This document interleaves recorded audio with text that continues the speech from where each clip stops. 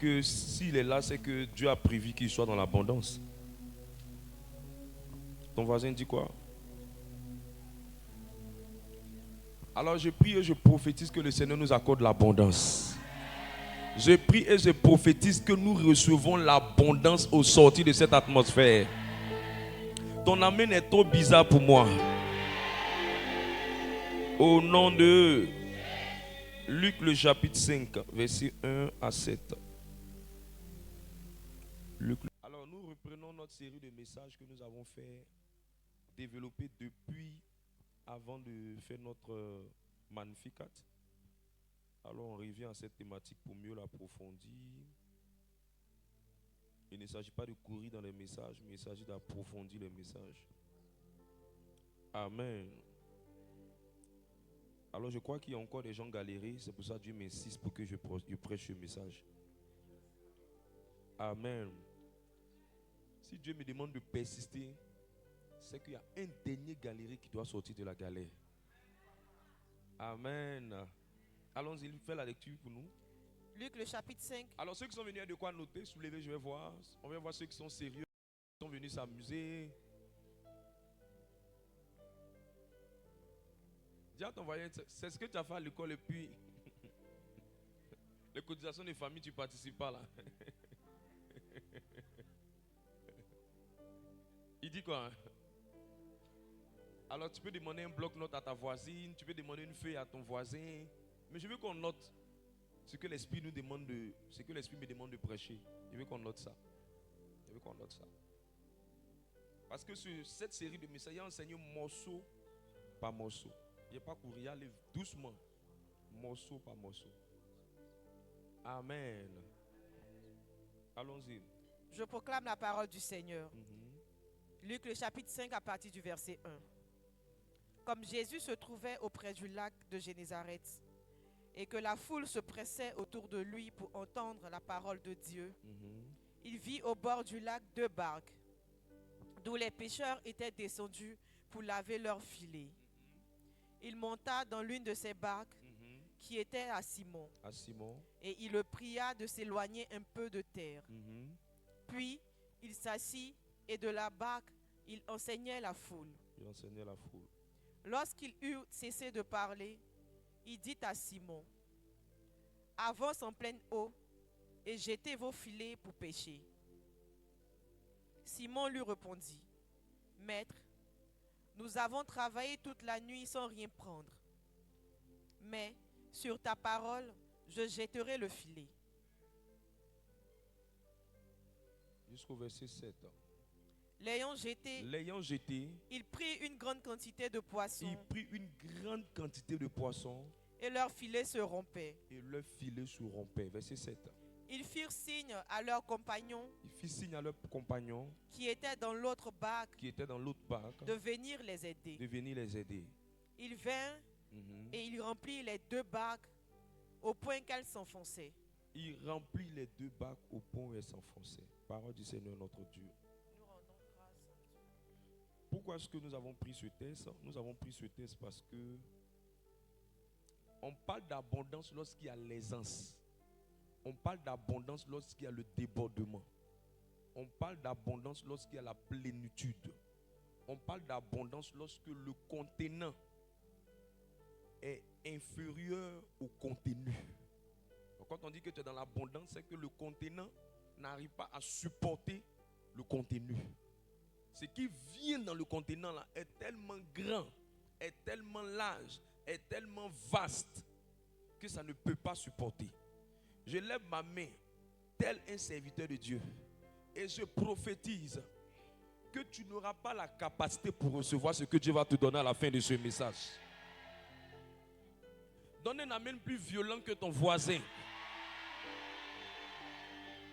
Au nom de... On dit la quantité de poissons était tellement grande, qu'il n'y avait pas de place et les filets se sont rompus. Et le comble, c'est que quand les filets se sont rompus, il y a eu un groupe de personnes, les compagnons, qui sont venus les aider. Quand tu en as assez, c'est tellement que pour aider, ça devient facile pour toi.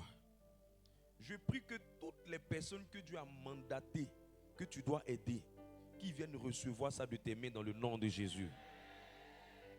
Qui viennent recevoir ça dans le nom de Jésus. Au nom de Jean le chapitre 10, verset 10. Jean 10, le verset 10. Le voleur ne vient que pour dérober, égorger et détruire. Moi, je suis venu afin que les brebis aient la vie et qu'elles soient dans l'abondance. Et qu'elles soient dans l'abondance. La Bible a utilisé l'expression abondance. Et elle explique que c'est la volonté de Dieu pour nous. Alors le message sur l'abondance n'est pas une invention d'un prédicateur. C'est la volonté de Dieu pour toi. C'est la volonté de Dieu pour moi. Alors regarde ton voisin, dis-lui, Dieu veut que tu aies assez jusqu'à ce que ça déborde. Ton voisin dit quoi? Il dit qu'il n'est pas intéressé par ça. Il faut lui dire qu'il peut avoir et puis il va te donner. Parce que ça trop de viande dans la sauce, ça ne gâte pas. Alléluia. Alors aujourd'hui, le Seigneur me donne de te donner deux clés, deux facteurs qui vont te permettre d'évoluer dans l'abondance. Deux facteurs qui vont te permettre d'évoluer dans l'abondance. 2 Corinthiens, le chapitre 9, verset 8. 2 Corinthiens 9, le verset 8. Et Dieu peut vous combler de toutes sortes de grâces, afin que, possédant toujours en toutes choses de quoi satisfaire à tous vos besoins, vous ayez encore en abondance pour toute bonne œuvre. Vous ayez encore en abondance pour toute bonne œuvre. Et dans le Nouveau Testament, Paul vient nous expliquer que Dieu veut que nous ayons encore en abondance. Donc, le livre de Jean confirme que Dieu veut l'abondance. Paul aussi confirme que Dieu veut l'abondance. Alors la seule personne qui ne veut pas ton abondance, c'est le diable. La seule personne qui ne veut pas ton abondance, c'est le diable. Alors j'ai pris pour quelqu'un que le Seigneur te fasse sortir de la galère et t'amène dans l'abondance. J'ai pris pour quelqu'un que le Seigneur te fasse sortir de la galère et t'amène dans l'abondance. Au nom de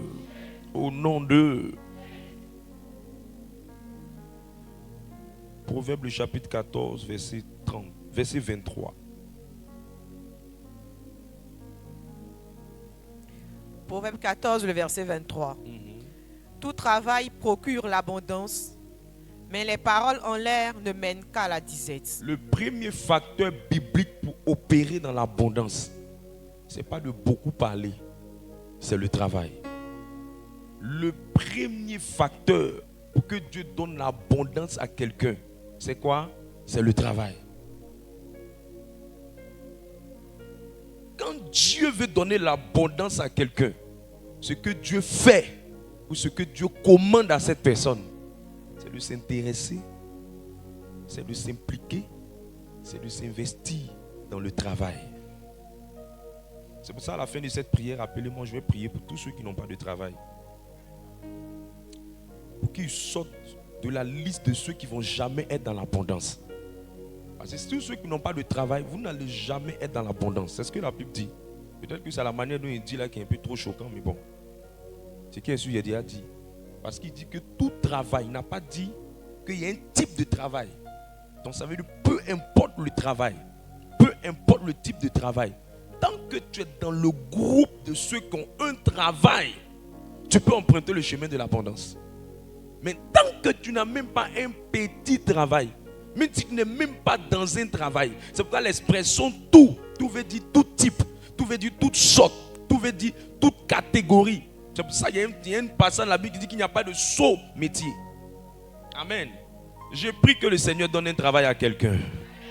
Je prie que le Seigneur donne un travail à quelqu'un. Pourquoi le Seigneur exige que nous ayons un travail pour être dans l'abondance? Parce qu'il y a 9 situations qui vont te mettre dans la honte. Exode 20, verset 9. 9 situations honteuses et confuses dans lesquelles tu peux te trouver si tu n'as pas un travail. 9 situations honteuses et confuses. 9 situations honteuses et confuses. 9 situations honteuses et confuses dans laquelle tu vas te trouver si tu n'as pas de travail.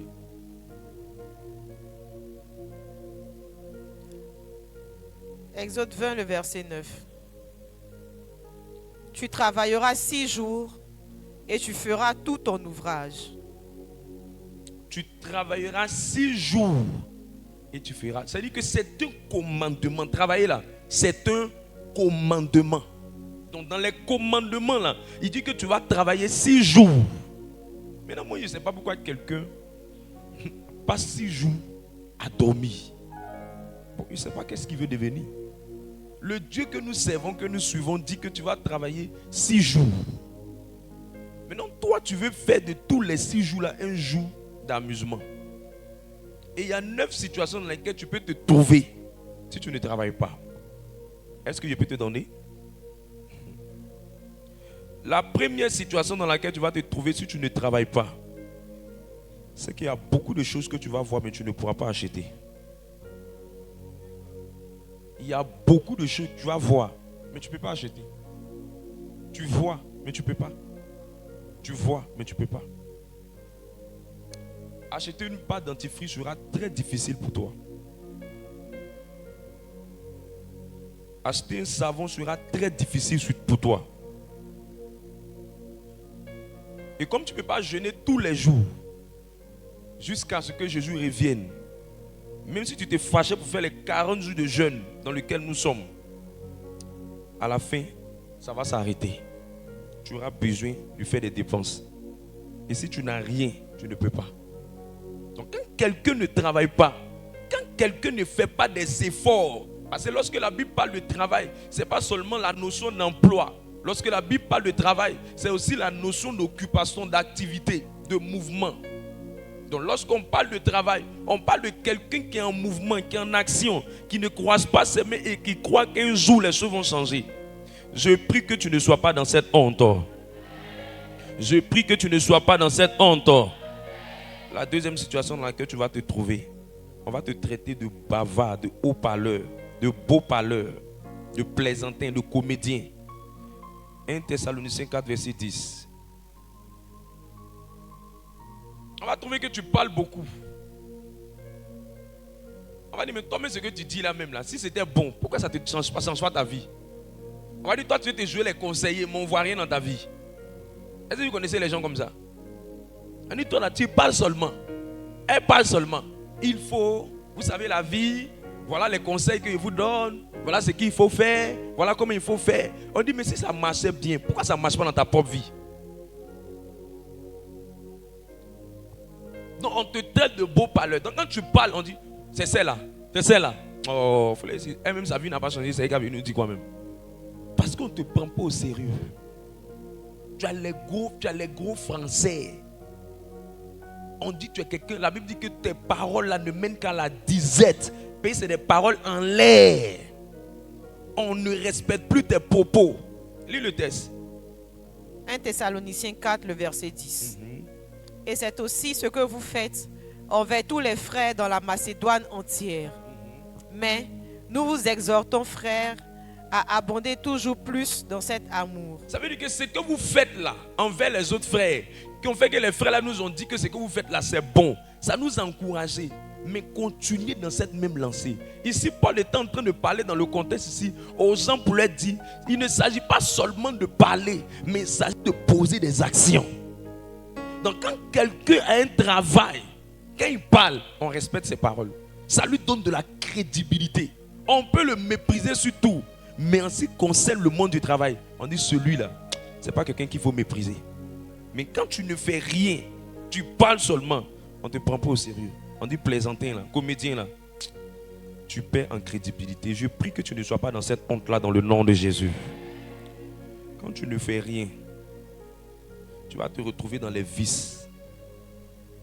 Tu vas te retrouver dans l'oisiveté. tu vas te retrouver dans beaucoup de futilité, dans des choses inutiles. Inutiles. La plupart des gens qui se masturbent, c'est des gens qui font rien.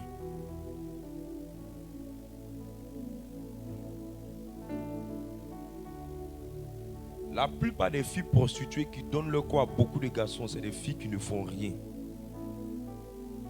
Elles ne font rien. Si tu es vraiment occupé, tu n'auras même pas le temps de toutes ces choses-là. Pourquoi les Occidentaux font peu d'enfants? C'est parce qu'ils sont occupés. Tous ceux que vous voyez qui sont dans la prostitution, c'est des gens qui ne sont pas occupés.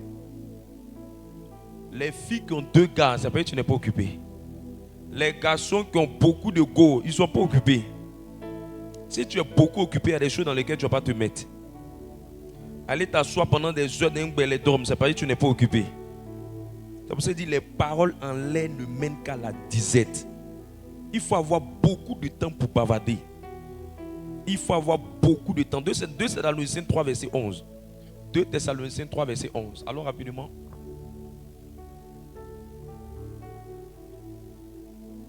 Quand tu vois les gens qui mettent leur bouche dans l'affaire des gens, ils ne sont pas occupés. Il y a un qui est vraiment occupé. Il n'a même pas le temps pour regarder qui a fait ça, qui dit ça, qui fait ceci. Allons-y. 2 Thessaloniciens 3, le verset 11. Nous apprenons cependant qu'il y en a parmi vous quelques-uns qui vivent dans le désordre, qui ne travaillent pas, mais qui s'occupent de futilité. Ils s'occupent de futilité. Quand tu vois quelqu'un qui est dans les futilités, dans le désordre, il n'est pas occupé. Il n'est pas occupé. Quand il est occupé, il n'est pas dans les futilités. Il est concentré sur quelque chose. Moi-même, mon temps ne me suffit pas. Je trouve même que 24 heures là, même si on peut ajouter dessus. Je n'ai pas suffisamment le temps pour faire tout ce que je dois faire. Et puis quelqu'un va venir prendre mon temps dans les futilités. Non. Il faut ne rien faire pour être dans les vices. C'est pourquoi la plupart des personnes qui ont des histoires inutiles, elle a problème avec sa copine sur affaire de garçon. Ils sont partis au commissariat, ils sont fait palabre de sel, d'oignons, de chaussures. C'est des gens qui ne sont pas occupés. Je vous dis la vérité. Elle a dit ça sur moi, il a dit ça sur moi, il a parlé mal, il m'a fait ça. C'est parce que tu n'es pas occupé. Si tu es occupé, tu n'as même pas voir l'histoire de tes voisins. Votre causerie, c'est bonjour, c'est bonsoir. Ce qui va faire que même vous allez avoir des affrontements où on dit des voisins sont des faits palables. C'est parce que les deux là, elles ne sont pas occupées. C'est des femmes de foyer. Elles sont dans la maison pour se faire enceinter. Mais quelqu'un qui sait où elle va, qui sait ce qu'il veut faire, il n'a pas le temps pour ces choses-là. C'est pour ça qu'il dit, ils sont dans le désordre et ils s'occupent des futilités. Cristiano a marqué ça. Lionel Messi a fait ça. Drogba a fait ça. Oh, 2 jours là, voilà ce qui se passe entre tel artiste et tel artiste. Eux, ils sont en train de gagner l'argent dans les futilités là. Ils ne vont même pas te donner un billet de 10 000 dedans. Quelle honte. Je prie que tu ne sois pas dedans dans cette communauté-là. Quand tu ne travailles pas, tu seras à la charge de quelqu'un. Tu vas vivre dans la maison de quelqu'un. Tu vas dépendre de quelqu'un. Malheur à toi s'il est moins âgé que toi. Tu n'auras aucunement son respect. 1 Thessaloniciens 2, verset 9. Quand tu dépends des gens, tu n'es pas en paix. C'est selon leurs humeurs que tu vis. Allons-y. 1 Thessaloniciens 2, le verset 9. Vous vous rappelez, frères, notre travail et notre peine, nuit et jour, à l'œuvre, pour n'être à charge à aucun de vous. À aucun de vous. Nous vous avons prêché l'évangile de Dieu. Nous vous avons prêché l'évangile de Dieu.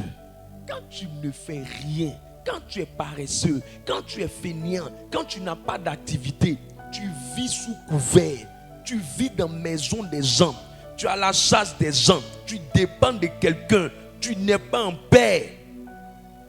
Et c'est malheureux. C'est quelqu'un qui va payer ton transport, c'est quelqu'un qui va payer tes sous-vêtements, c'est quelqu'un qui va payer tes habits, c'est quelqu'un qui va payer ta maison. Tu es sous couvert. Tu n'es pas libre de tes mouvements. L'autre situation dans laquelle tu vas te trouver, c'est que si tu n'as pas de travail, tu seras humilié un jour par la nourriture. tu seras humilié un jour par la nourriture ou par la faim. Ésaïe 1, verset 19.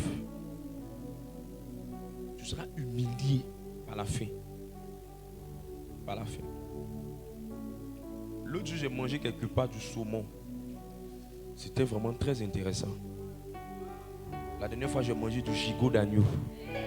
L'autre fois, je suis allé m'asseoir quelque part, j'ai eu une vue en bordure de lac.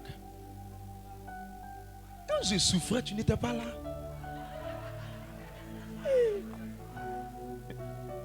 Quand je marchais de Angré à Koumassi, tu n'étais pas là. Quand j'étais en train de souffrir et qu'on me regardait, on dit que lui là, est-ce qu'il va devenir quelqu'un? Tu n'étais pas là. Donc pendant que je regarde, j'apprécie le lac. Et je vois l'arc-en-ciel.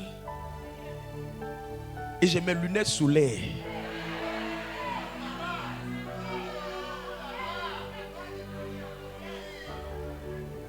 Et que je mets ça sur mon statut pour dire que l'Éternel nous a secourus. C'est le résultat du travail. Allons-y. Ah, c'est qui va dire. Ésaïe 1, verset 19. Si vous avez de la bonne volonté. Si vous avez de la bonne volonté.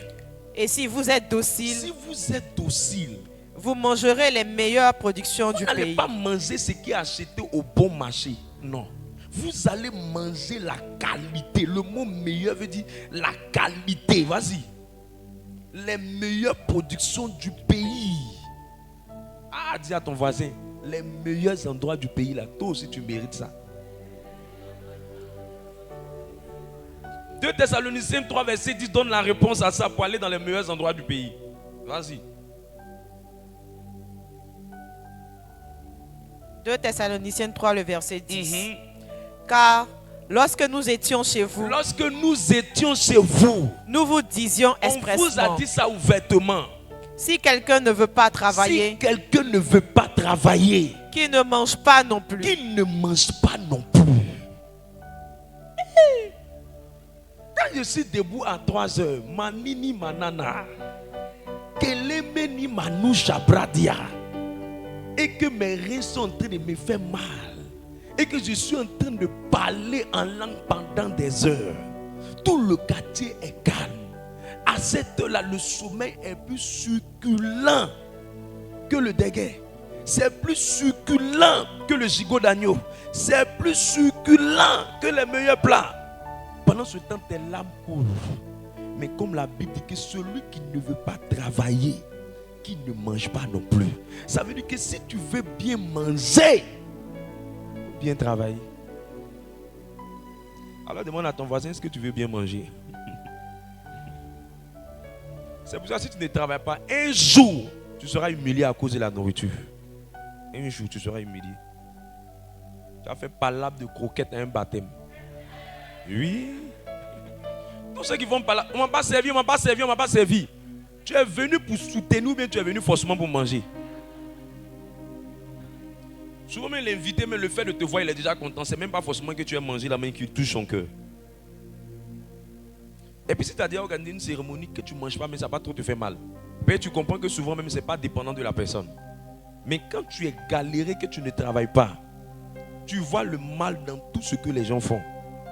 Je prie que le Seigneur puisse occuper quelqu'un par un travail. Je prie que le Seigneur puisse occuper quelqu'un par un bon travail. Au nom de... Si tu ne travailles pas, je l'ai dit la dernière fois, tu seras un voleur, tu seras une voleuse. Éphésiens 4, verset 28. Éphésiens 4, le verset 28. Que celui qui dérobait ne dérobe plus, mais plutôt qu'il travaille. Qu'il travaille. La solution pour ne pas voler, c'est travailler. En faisant de ses mains ce qui est bien, pour avoir de quoi donner à celui qui est dans le besoin. La deuxième chose, c'est que si tu ne travailles pas, tu ne pourras pas donner. Tu ne pourras pas donner. Je peux te dire quelque chose? Les gens te donnent le respect en fonction de comment tu les donnes. Donc si tu veux arriver à un niveau où tu auras beaucoup de respect, pas arriver au niveau où tu peux beaucoup donner. La prospérité n'est pas dans le fait d'avoir, mais c'est dans le fait de donner. Ça, il y a plus de joie à donner qu'à recevoir. Normalement, si tu n'es pas galéré, quand tu vois ton voisin ne pas faire une offrande, tu dois être censé lui donner une offrande. Parce que toutes les grâces qui ont été livrées à la prière, le canal par lequel on attrape ça là, ce sont les offrandes. Maintenant, quand tu vois ton voisin ne pas faire l'offrande, pourquoi tu ne lui donnes pas? Mais toi aussi tu n'as pas. Vous devez vous chercher.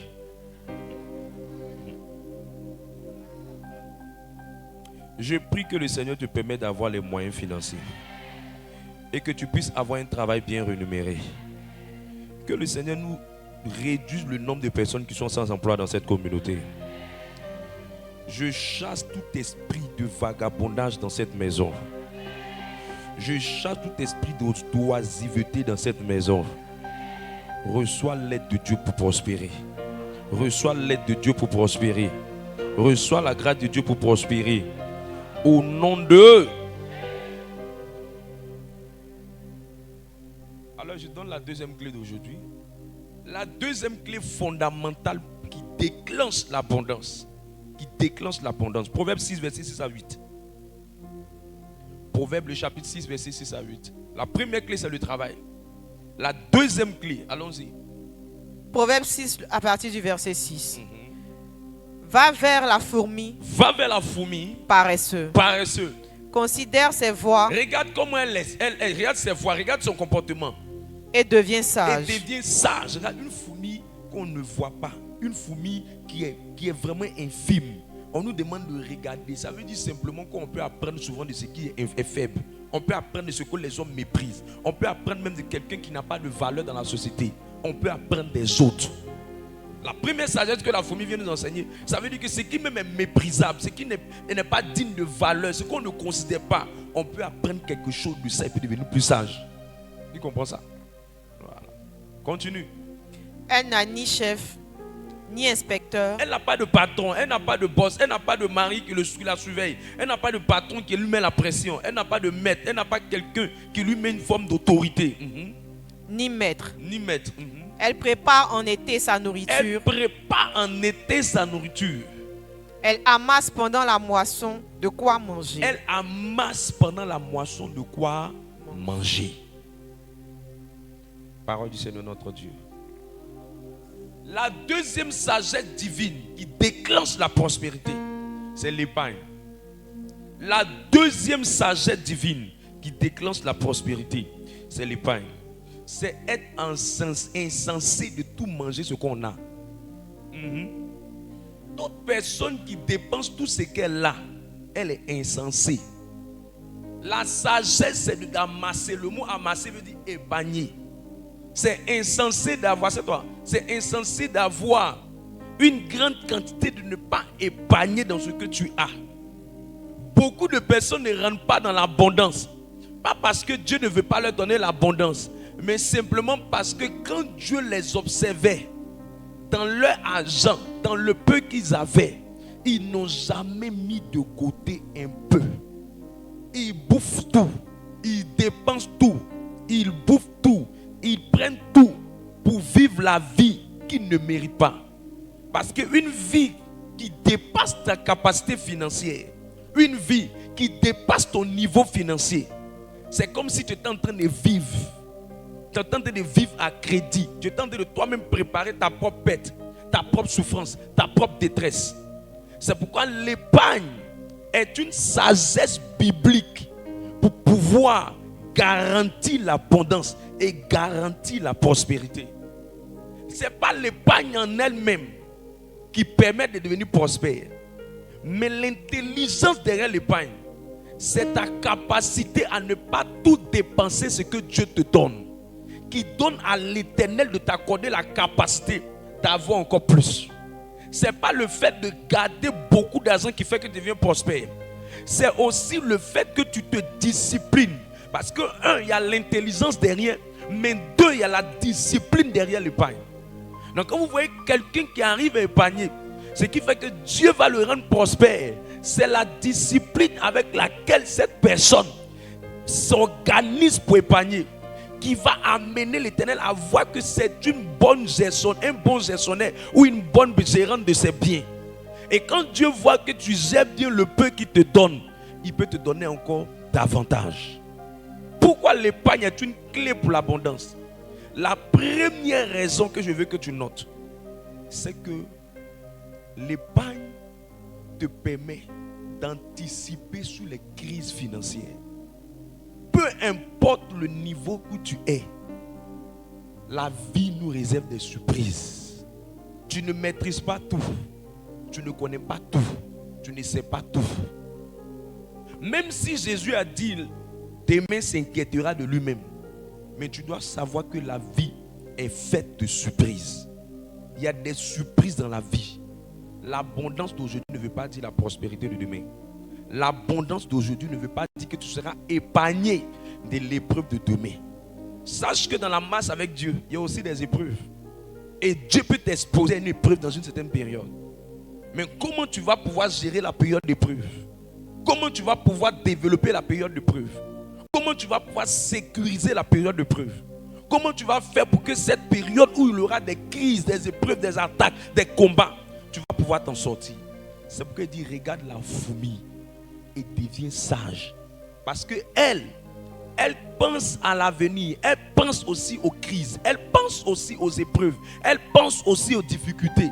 Et puis elle prend la peine de s'assagir et de mettre en place ce qu'on appelle l'épargne. Celui qui n'épargne pas est en train de préparer lui-même sa propre destruction dans les temps de détresse, dans les temps de difficulté. Dieu lui-même qui a écrit la Bible dit, invoque-moi au jour de la détresse. Alors dis à ton voisin, il aura des périodes de détresse, c'est biblique. Si ne t'a pas dit, invoque-moi seulement au jour où tout va aller bien. S'il y a des périodes où Dieu dit, des périodes qu'on appelle des périodes de détresse, c'est qu'il aura des périodes où toi-même là, tu ne sauras pas quoi faire. Et c'est dans ton épargne que tu vas prendre pour gérer ces périodes-là, de temps difficiles, ces périodes de difficulté. Et je prie que le Seigneur donne cette sagesse à quelqu'un dans le nom de Jésus. La deuxième raison pour laquelle l'épargne amène quelqu'un dans l'abondance. Proverbe 21, verset 20. Proverbe 21, le verset 20. De précieux trésors et de l'huile sont dans la demeure du sage. Ce sont de précieux trésors, de l'huile sont dans la demeure du sage. Mais l'homme insensé les engloutit. Les engloutit, c'est-à-dire il bouffe tout, il dépense tout, il mange tout. La deuxième raison pour laquelle l'épargne t'amène à l'abondance, c'est que l'épargne est une sagesse de Dieu pour connaître la stabilité. La stabilité. Quand Dieu veut te donner plus, il regarde comment tu arrives à être stable avec peu. Quand Dieu veut te donner plus, il regarde comment tu arrives à être stable avec peu. Et comment Dieu fait pour voir ta stabilité? Il regarde avec le peu. Est-ce que tu arrives à dépenser tout ou est-ce que tu arrives à mettre un peu de côté? S'il voit que tu n'arrives pas à mettre un peu de côté, il trouve que tu es quelqu'un qui n'est pas stable. C'est quelqu'un qui n'arrive pas toi-même à bien gérer ce qu'il te donne. Alors ça sera difficile pour toi. Même par miracle, pour que l'abondance puisse venir, Dieu veut se rassurer que tu es quelqu'un qui sait bien gérer le peu qu'il te donne. Je lève ma main, je prie. Que quelqu'un ici puisse marcher dans la stabilité dans le nom de Jésus. Que quelqu'un ici puisse marcher dans la stabilité dans le nom de Jésus. L'insensé l'englouti veut dire trois choses. L'insensé l'englouti veut dire l'insensé vit le jour le jour. C'est être insensé de vivre au jour le jour. Deuxième chose, l'insensé l'englouti veut dire l'insensé dépense sans réfléchir. Quand il voit, il veut acheter. Quand il voit, il veut obtenir. Quand il voit, il veut acquérir. Quand il voit, il veut posséder. L'insensé l'englouti veut dire il se retrouve toujours dans des situations de manque. Tu vas lui donner tout un salaire, il va tout faire, le mois ne va pas finir, le peu qu'il a là va finir, le peu qu'il a là sera dépensé. Je prie que tu ne sois pas dans cette situation dans le nom de Jésus. Troisième raison pour laquelle l'épargne va t'aider. L'épargne va t'aider. L'épargne va t'aider parce que l'épargne va te préserver de l'endettement. Ça va te protéger de l'endettement. De l'endettement. Tu ne seras pas un esclave financier. Parce que celui qui est endetté est esclave. Il y a des gens qui ne peuvent plus passer dans certains quartiers parce qu'ils doivent là-bas. Oui. Il y a des gens, ne vous fiez pas, tous ceux qui portent lunettes noires. Il y a des gens qui sont endettés dedans. Il ne veut pas qu'on les remarque. Méfiez-vous des garçons qui portent toujours chapeau noir. Et puis la casquette ferme ses yeux. Il y a des braqueurs dedans qui ont volé des gens, qui ont escroqué des gens. Et ces personnes-là ont pris des dettes quelque part. Proverbe 22, verset 7 en parle. Quand tu es un esclave de dette, tu n'es même pas libre. N'importe qui peut rentrer dans ta maison, casser ta maison et puis faire ce qu'il veut faire. Parce que tu lui dois. N'importe qui peut te traiter de tous les noms. Parce que tu lui dois. Quelqu'un peut mal te parler parce que tu lui dois. Voleuse là, celle-là, la dernière fois elle a pris mes sous-vêtements à crédit. La dernière fois elle a pris mon pagne à crédit. Quand tu dois, tu n'es pas libre. Tu fais malin quelque part, quelqu'un peut te ramener au pas. Parce qu'on a toujours peur des gens à qui on doit. C'est pour ça que les gens qui doivent loyer, ils ont peur des propriétaires. Quand il sait que la fin du mois arrive, son cœur bat la chamade. C'est comme si son cœur devient popcorn. Elle n'est pas en paix. Écoutez-moi bien, je vais vous enseigner ça tout à l'heure. Si tu es quelqu'un d'insensé, tu seras quelqu'un qui va devoir le loyer. Ne mange pas tant que tu sais que tu n'as pas encore payé ton loyer. Parce que quand tu dois le loyer, tu es malheureux. Ça te sert à quoi d'avoir une belle coiffure, une belle chevelure et puis tu as des dettes? Jolie dans le visage mais vilaine dans la poche.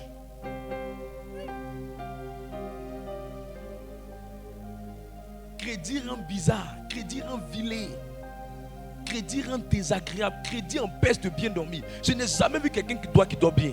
À moins que ce soit un malhonnête qui doit depuis. Il a pris crédit au Mali, il a pris au Burkina, il a pris quelque part. Un homme conscient, quand il doit, son cœur n'est pas tranquille. Son cœur n'est pas tranquille. Lui le teste. Proverbe 22, le verset 7. Le riche domine sur les pauvres. Le riche domine sur les pauvres. Mais comment les riches arrivent à dominer sur les pauvres? On nous expliquer. Virgule. Et celui qui emprunte est l'esclave de celui qui prête. L'emprunteur est l'esclave du prêteur. L'emprunteur est l'esclave du prêteur. C'est pourquoi toute personne qui a emprunté est toujours esclave quelque part. Esclave. Tu n'es pas tranquille. Comment tu peux porter une jupe qui ne t'appartient pas? Toute jupe que tu payes à crédit et puis tu portes. Attends.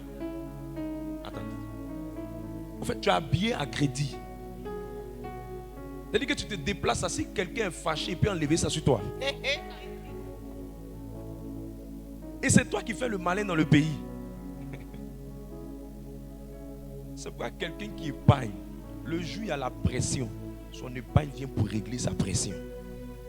Mais quelqu'un qui n'épargne pas, ça va le mettre dans l'esclavage. Il n'est pas en paix, il n'est pas tranquille, il n'est pas joyeux. Sa vie est difficile parce qu'il n'a rien mis de côté pour pallier à ses pressions.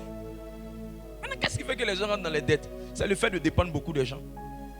Quand vous commencez à beaucoup dépendre de quelqu'un, un jour, vous allez prendre crédit. Qu'est-ce qui met les gens dans les dettes? Ils dépensent plus que la capacité de leur vente. Comment quelqu'un peut manger plus beaucoup que la capacité de son ventre? Comment quelqu'un peut manger plus que son ventre? Normalement, c'est où ta peau s'arrête que ta faim doit s'arrêter.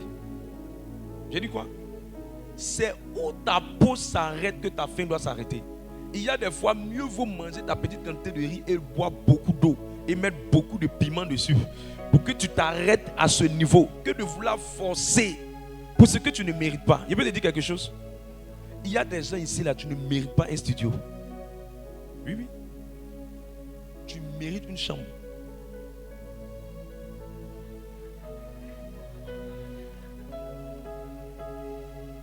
Mais c'est ce que ta poche peut t'offrir. Pourquoi accrocher ton sac où ta main ne peut pas arriver? Pourquoi vivre au-dessus de tes moyens parce que tu veux faire genre? Mais tu n'es pas heureux. Tu es malheureux. Regarde comment c'est difficile pour toi. Dès qu'il y a un petit problème, tu prends un crédit. Dès qu'il y a un petit problème, tu prends un crédit. Dès qu'il y a un petit problème, tu prends un crédit. Parce que tu t'es habitué à un style de vie qui ne va pas avec ton niveau. Et il y a des fois, il faut manger rien l'eau. Regarde, nous tous on est venus ici là. Qui c'est qui a bu Baka ici? On est tous sapés. On est tous sapés. Même parmi nous tous ça, il y a des ventes où il y a Nyomi. Il y a des ventes où il y a Baklaklo. Il y a des ventes où il y a Klaklo. Il y a des ventes actuellement là. Il y a boule. On dit à des ventes, c'est l'eau seulement qui est dedans. Mais regarde, personne ne va savoir. Mais crédit, tôt ou tard, un jour, on saura. Mais pour ce qui est rentré dans ton ventre là, personne ne saura. Mais crédit, un jour, on saura. Le monde dans lequel on est tellement petit que si tu dois à quelqu'un, un jour la personne à qui tu dois peut rencontrer quelqu'un qui te connaît très bien. Je te dis la vérité. Est-ce que vous savez que le monde dans lequel on est, les gens humilient les gens par crédit? J'ai vu des photos on a mis sur les réseaux sociaux parce que quelqu'un devait. Tu sais ce que crédit fait? Je vous en supplie, si je suis votre papa dans le Seigneur, je vous en supplie, ne soyez pas endettés dans cette communauté. Ne soyez pas endettés. Ne soyez pas endettés. Imagine ta fille spirituelle, on met sa photo sur Facebook.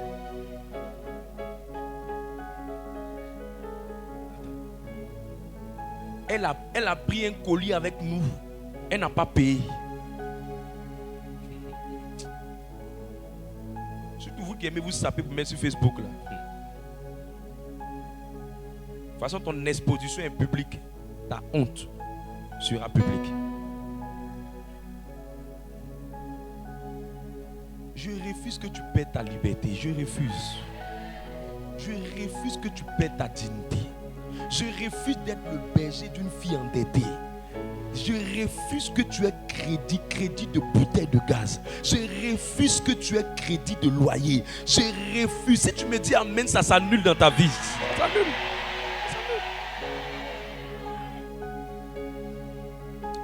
Je voulais passer sur nous. Il m'a dit insiste sur ce sujet. Amène les épargnés. Amène les épargnés. Il faut que tu aies des épargnes. Quand des situations humiliantes vont se présenter, tu dis c'est bon, c'est bon. Si ça veut aller à ce niveau-là, tu t'en casser ta caisse. Il faut prendre. Mieux vaut garder l'honneur devant Dieu que de prendre l'humiliation devant le Dieu que tu sais. Je te dis là. Mais si tu n'as pas de pain devant ce genre de situation, tu réagis comment?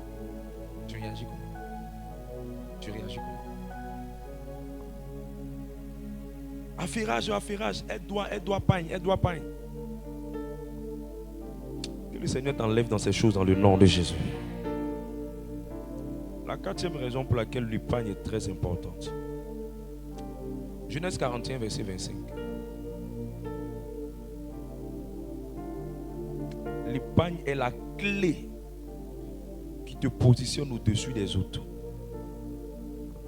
Regardez dans la vie, tous ceux qui sont allés danser les 7 années en arrière de la Côte d'Ivoire, tous ceux qui sont allés danser dans les maquis, on n'a qu'à devenir fou, Ils ont pris les boyards, ils prenaient les cigarettes, ils étaient assis, croisaient les mains, ils étaient dans les coins. 7 années en arrière, en ce moment-là, ils sont malheureux sans de l'autobus.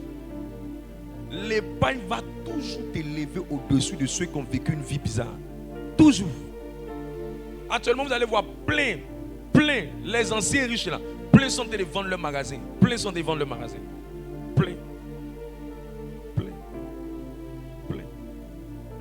Vous n'avez jamais vu, elle vend sa cave. Et puis quand tu iras le prix là, on dit elle a problème, elle veut quitter le pays. Elle ne veut pas quitter le pays. Elle doit à quelqu'un. Vous voyez, la plupart mentent, elle veut pas quitter le pays. Après, elle s'en se met quelque part. Comment quelqu'un peut quitter Rivera sans se retrouver dans un gloglo quelque part? Dieu ne lève pas pour ramener derrière. Tous ceux qui ont fait ça, les glissements d'hier, 7 années en arrière, les 7 années suivantes, ils sont malheureux. Genèse 41, verset 25. Et qui nous a appris ça? C'est Joseph, qui est le meilleur modèle biblique, le meilleur modèle de la puissance de l'épargne. C'est lui là, à cause de la stratégie de l'épargne, il a été élevé sur toute l'Égypte. Vas-y, lis son texte. Genèse 41, le verset 25. Joseph dit à Pharaon. Il dit à Pharaon. Ce qu'a songé Pharaon est une seule chose. Dieu a fait connaître à Pharaon ce qu'il va faire. Les 7 vaches belles sont 7 années. Lis bien, on ne comprend rien même. Joseph dit à Pharaon. Ce qu'a songé Pharaon est une seule chose. Dieu a fait connaître à Pharaon ce qu'il va faire. Verset 26. Les 7 vaches belles sont 7 années. Et les 7 épis beaux sont 7 années. C'est un seul songe. C'est un seul songe. Verset 27. Les 7 vaches décharnées et laides qui montaient derrière les premières sont 7 années. Et les 7 épis vides brûlés par le vent d'Orient seront 7 années de famine. De famine. Verset 28. Ainsi, comme je viens de le dire à Pharaon, Dieu a fait connaître à Pharaon ce qu'il va faire. Verset 29. Voici, il y aura 7 années de grande abondance dans tout le pays d'Égypte. Il y aura 7 années de grande abondance dans tout le pays d'Égypte. 7 années de famine viendront après elle. Et l'on oubliera toute cette abondance au pays d'Égypte. La galère vient toujours pour faire oublier l'abondance. C'est pour ça que tu remarques bien, quand tu entends le jeûne, si tu jeûnes, tu es vraiment dans le jeûne, tu vas te rappeler des plats que tu mangeais, que tu avais laissés. Parce que la galère vient toujours pour effacer les temps d'abondance. C'est pour ça qu'il dit, pour qu'on ne puisse pas oublier les temps d'abondance, qu'est-ce que nous allons faire? Verset 31.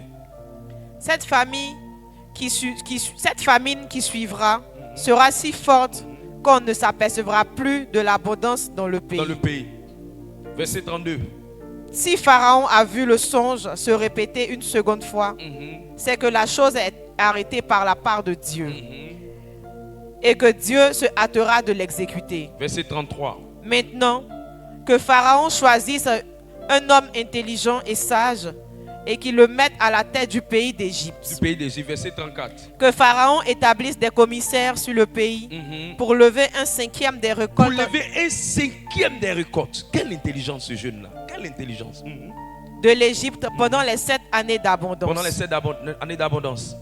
Qu'il rassemble tous les produits de ces bonnes années qui vont venir. Il dit qu'on va épargner un 5e. C'est-à-dire 20% de tout ce que nous allons recevoir. On va épargner.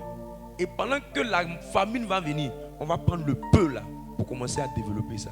Le texte est assez long, je ne veux pas qu'on lise tout. Et quand ils vont finir de faire ça, Pharaon va s'asseoir, il va dire, mais on va choisir qui? C'est toi, on va le prendre. Il était élevé à cause de la sagesse de l'épargne au-dessus de tous les autres.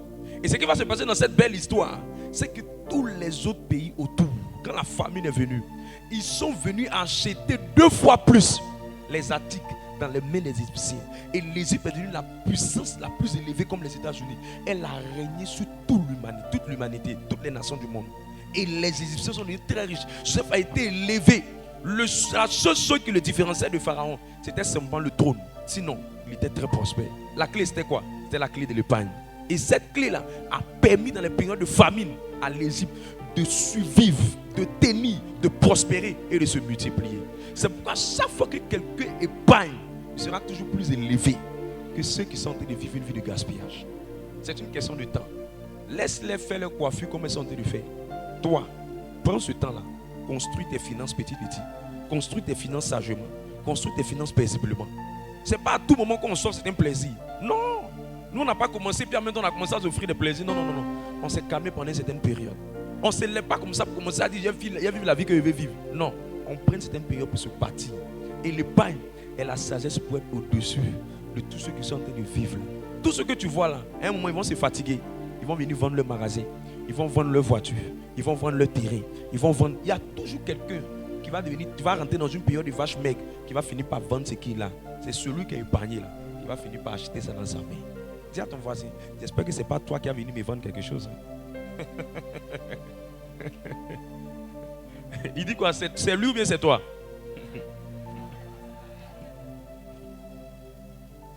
Je prie que cette sagesse-là, elle puisse être imprimée dans ton esprit dans le nom de Jésus.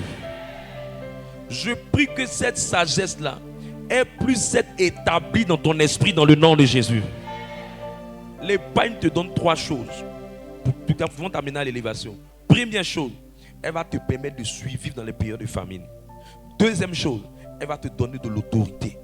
Troisième chose, les gens viendront acheter ou prêter avec toi. Les gens viendront acheter ou prêter avec toi. Alors dis à ton voisin, c'est une question de temps.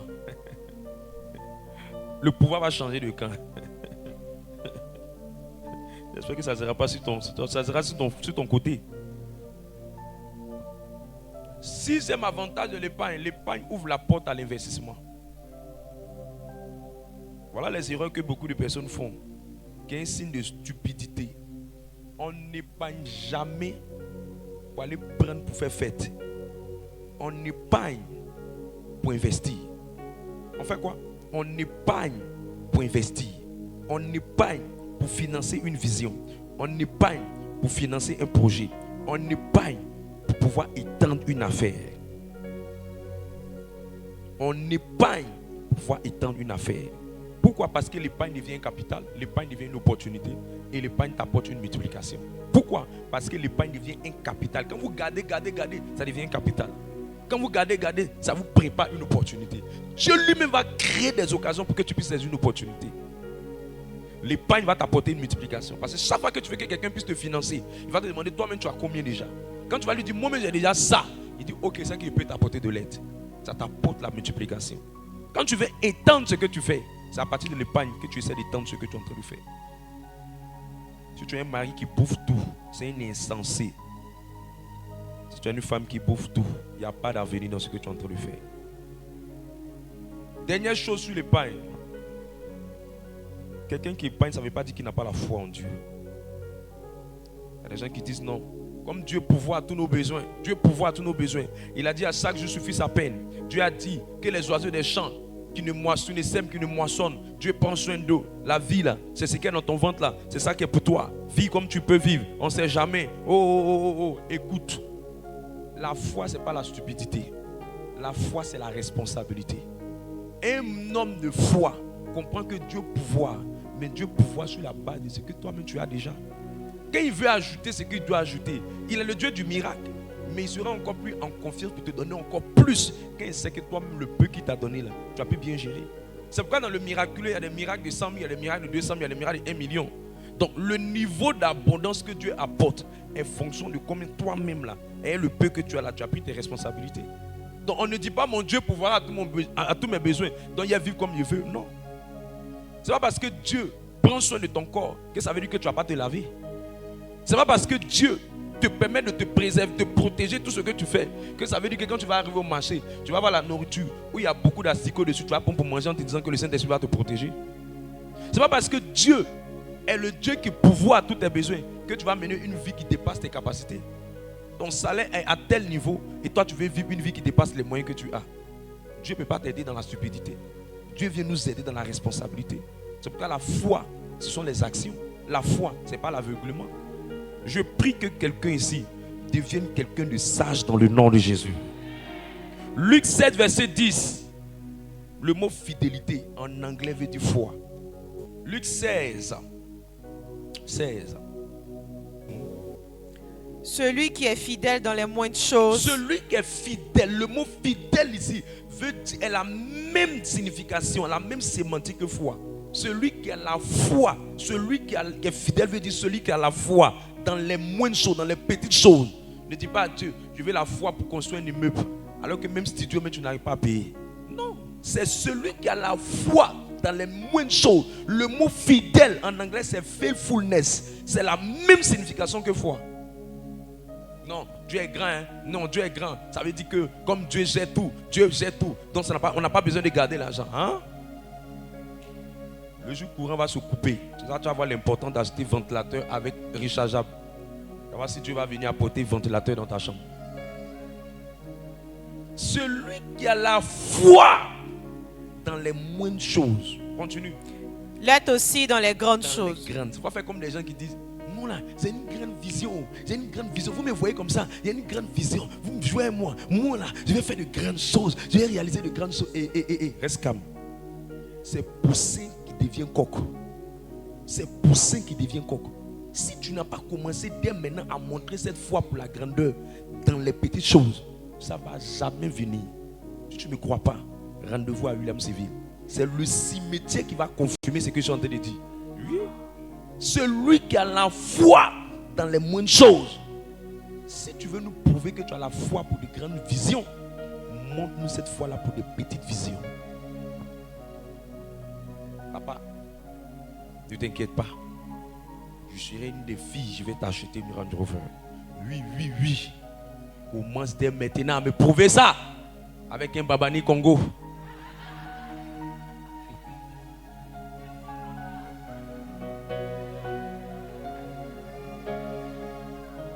test.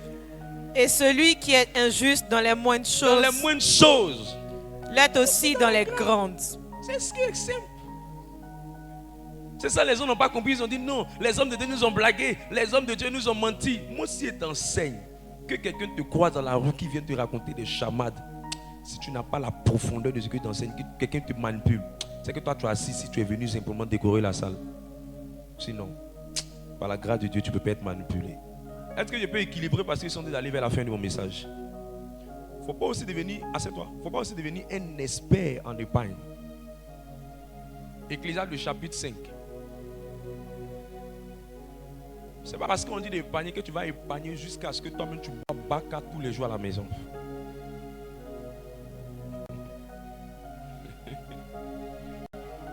Ecclésiaste, lis le test.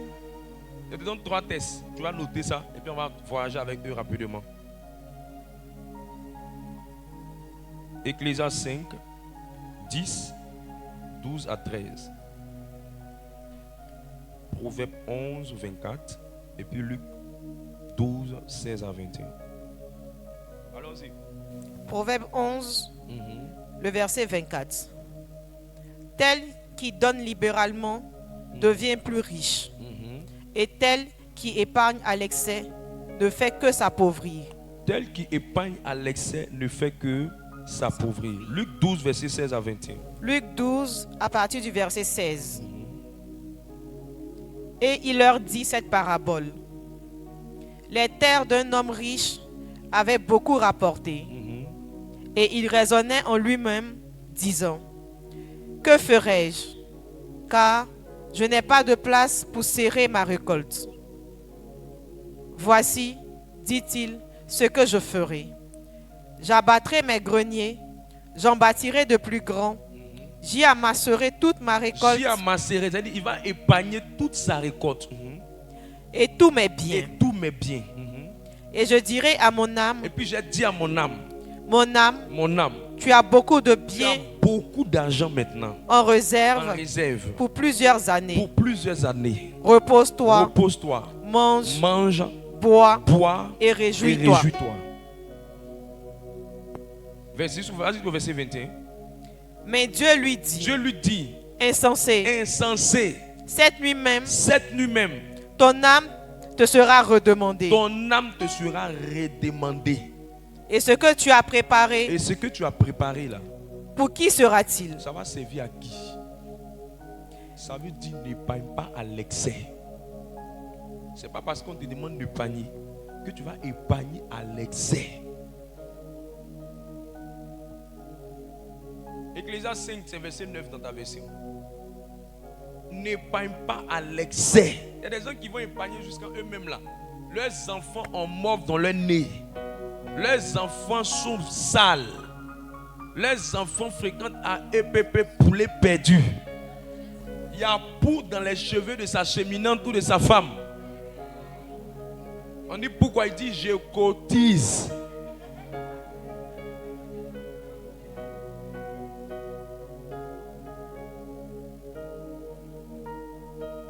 Sa barbe, il y a boule dedans. On dit pourquoi? Je cotise.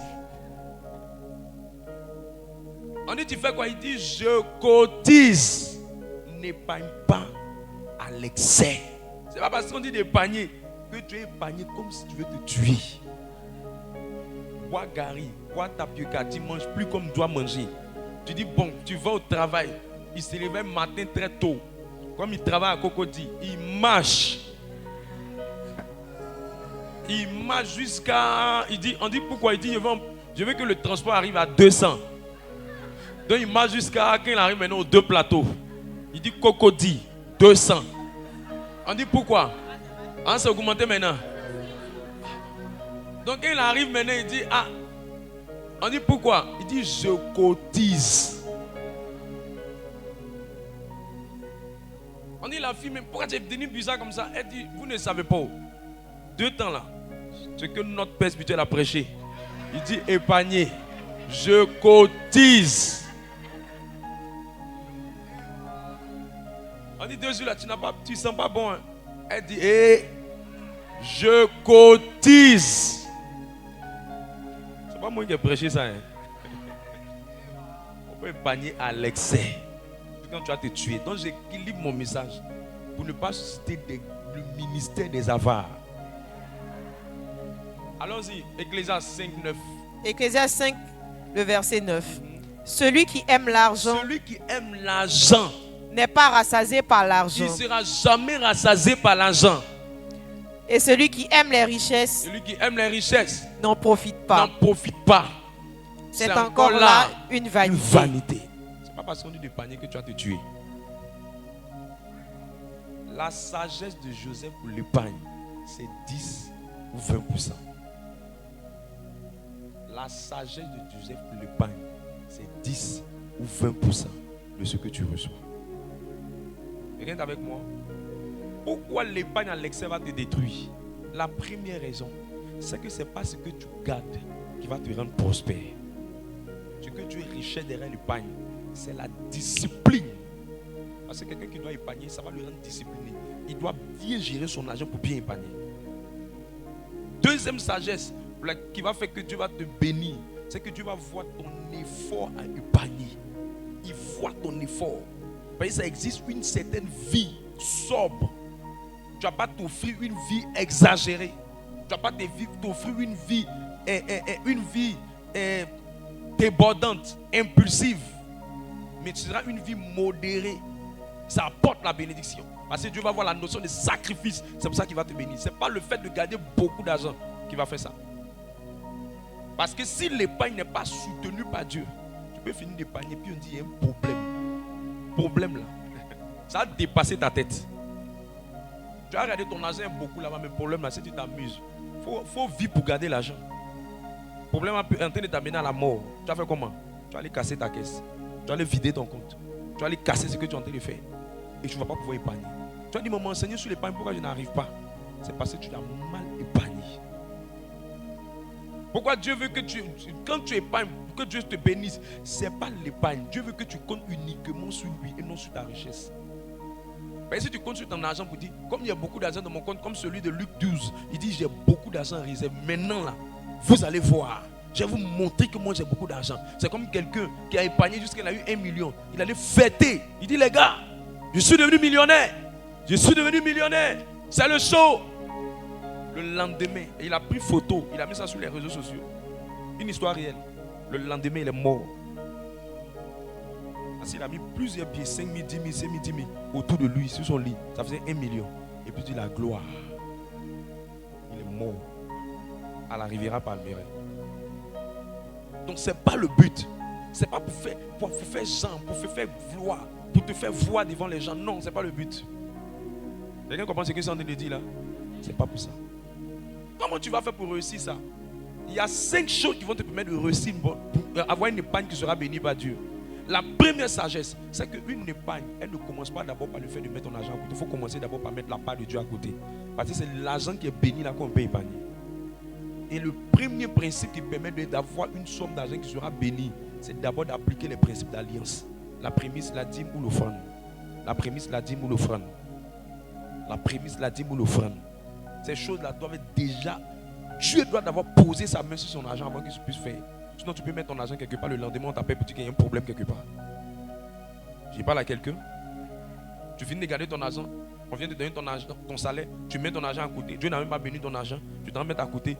Tu arrives, on dit le robinet est gâté. Le courant tend. La maison devient bizarre. Il y a des choses qui ne fonctionnent pas dans la maison. Tu es obligé d'aller prendre dans l'argent que tu as mis à côté. Mais quand Dieu a mis sa main dessus, la bénédiction de l'Éternel, c'est elle qui enrichit. Je parle à l'esprit de quelqu'un. La deuxième chose, il faut déjà prévoir ton épargne. On n'épargne pas quand l'argent vient. On prévoit son épargne. Parce que si tu attends quand l'argent va venir et que tu n'as pas enlevé ta dîme dedans, tu vas finir tôt ou tard par toucher dans l'argent. Il faut prévoir ton épargne. De la même manière que dès que ton argent arrive, tu te dis que c'est 10% qui va partir. De la même manière, quand ton argent vient, il faut te dire que l'épargne doit quitter dedans. Et c'est le reste là que tu dépenses. Il ne faut jamais vivre une vie qui dépasse tes capacités. Si tu vis une vie qui dépasse tes capacités, tu ne pourras pas épargner. Il faut vivre une vie qui est sobre. C'est pour ça que la plupart des gens qui n'ont pas une vie rangée, qui ne sont pas vraiment attachés à Dieu, ils n'arrivent pas facilement à épargner. Il faut vivre une vie rangée. Il faut vivre une vie sobre. Je parle à l'esprit de quelqu'un. Il faut vivre là où tes mains arrivent. Il faut vivre là où tes capacités arrivent. Amen, amen. C'est pour ça que quand tu commences à dire que tu veux engager ton plan d'épargne, ça doit toujours être raisonnablement dans les 10 à 20%. Pas exagéré, pas dépassé. Et quand tu commences à dépasser ce niveau-là, tu vas commencer à toi-même te mettre dans des pressions inutiles. La troisième chose, il faut prier pour demander à Dieu la sagesse financière. Ce qui a permis à Salomon de devenir prospère, c'est qu'il a dit à Dieu, je veux la sagesse pour bien gérer ce que tu vas me confier. Ce n'est pas ton intelligence qui permet de gérer l'argent. Sinon, les premiers des classes seront les bons gestionnaires d'argent. Or, la plupart des premiers des classes travaillent pour ceux qui ne sont pas les premiers des classes. C'est parce que dans le domaine financier, il y a ce qu'on appelle l'intelligence financière. Et l'intelligence financière, là, Dieu peut te donner. Je te demande. Jacques, le chapitre 1, verset 5, dit si quelqu'un a besoin de sagesse, qu'il demande à l'Éternel, l'Éternel va lui accorder la sagesse. Et la sagesse va te permettre de bien gérer. La sagesse va te permettre de bien gérer ce qu'on est en train de faire. Je parle à l'esprit de quelqu'un. On ne prend jamais son épargne pour aller faire une affaire, pour aller prendre pour aller régler, et comment je dis ça, pour aller faire une fête. On prend toujours son épargne pour réaliser quelque chose de bien précis. Un projet, un investissement, une affaire bien précis. L'argent qui est fait pour régler les problèmes est l'argent que tu dois appeler l'argent social. Tu dois définir ce que tu veux faire avec ça. Mais l'argent qui est fait pour épargner, on ne prend pas ça pour aller faire fête. On ne prend pas crédit pour aller faire mariage. On ne prend pas crédit pour aller acheter des choses de luxe. On prend l'épargne pour réaliser un projet, une affaire qui va te permettre de rentabiliser de l'argent. Quelqu'un comprend ce que c'est en train de dire? On épargne aussi pour honorer Dieu. Parce que quand tu connaissez le but pour lequel vous épargnez, ça vous non prospère. On épargne pour honorer Dieu. S'il y a un montant que tu n'as jamais donné au Seigneur, tu peux épargner pour atteindre ce montant-là et puis sacrifier ça pour honorer l'Éternel. Je parle à l'esprit de quelqu'un. La Bible dit que Salomon a donné 1000 holocaustes à Dieu. Les 1000 holocaustes, ce n'est pas l'argent qui est quitté au ciel pour tomber. Ça veut dire que David avait gardé ça. Et si David a pu garder, c'est ce qui a fait que Salomon a pu avoir accès à ça. Il n'a pas bouffé, il a gardé, puis il allait libérer les 1000 holocaustes devant l'Éternel. Et Dieu a juré par lui-même qu'il va le rendre prospère. L'argent là, quand tu dis j'épargne, tu peux l'épargner pour honorer Dieu à la dimension que tu n'as jamais fait. Pour entrer dans des dimensions que tu n'es jamais entré. La Bible dit que celui qui sème dans les lames moissonnera dans les lames. Celui qui sème beaucoup moissonnera beaucoup. Il y a des niveaux de moisson que tu ne peux jamais avoir si tu n'as jamais fait ce niveau de sémence. Je parle à l'esprit de quelqu'un. Et on épargne pour atteindre certains niveaux financiers, pour honorer le Seigneur, pour répondre aux besoins de Dieu, aux besoins de l'œuvre de Dieu, aux besoins du royaume de Dieu. On épargne pour ce genre de choses. On épargne pour acheter un terrain. On épargne pour acheter une maison. On épargne pour faire une affaire. Quelqu'un est avec moi? Toutes les autres choses là, on n'épargne pas pour ça. Tout ce que tu veux mettre dans ta tête, que tu vas prendre pour épargner, on n'épargne pas pour ça. Si tu veux faire ce genre de choses là, il faut avoir une caisse sociale que tu prends pour régler ce genre de choses là à part. Mais ça va nécessiter encore que tu réduises beaucoup de dépenses dans ta vie pour pouvoir réaliser certaines choses. Quelqu'un est avec moi? Je prie que le Seigneur bénisse tes finances. Je prie que le Seigneur bénisse tes finances. Je prie que le Seigneur bénisse tes finances. Et que tu rentres dans l'abondance dans le nom de Jésus. Et que tu rentres dans l'abondance dans le nom de Jésus. Dernière chose que j'ai notée, ce n'est pas toujours ton épargne de ton argent courant pour ne pas bouffer. Ce n'est pas toujours ton épargne de ton argent de dépenses ordinaires pour ne pas bouffer. Ce n'est pas toujours ton épargne de ton argent ordinaire pour ne pas bouffer. Tu mets ça ensemble, tu vas toujours bouffer. Tu mets ça dans tes dépenses, tu vas toujours bouffer. Tu mets ça dans tout ce qui est... Si tu mets ça dans les parties, les sommes que tu veux utiliser, tu vas toujours les bouffer. Que Dieu te bénisse fortement. Que le Seigneur te rende prospère. Au nom de... Tiens-toi sur tes pieds.